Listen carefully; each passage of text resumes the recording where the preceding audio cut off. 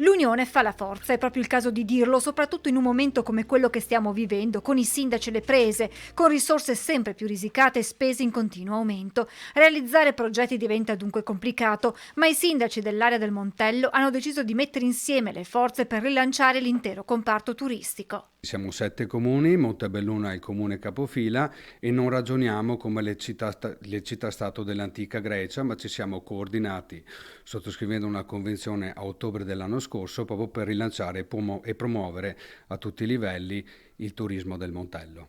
Un progetto partito 4 mesi fa che intende coinvolgere non solo la parte istituzionale ma anche tutte le attività interessate dalla macchina turistica perché sia, spiega il sindaco, espressione del territorio. Abbiamo la necessità di dialogare proprio con gli stakeholders del Montello. Stiamo già facendo delle riunioni in tal senso la scorsa settimana.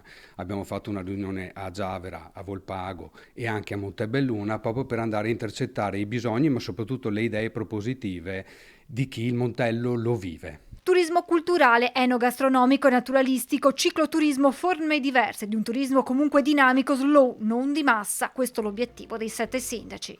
Che vada a poter creare degli itinerari ed è necessario quindi una compartecipazione pubblico-privata per creare delle reti e delle sinergie che al momento sono inespresse.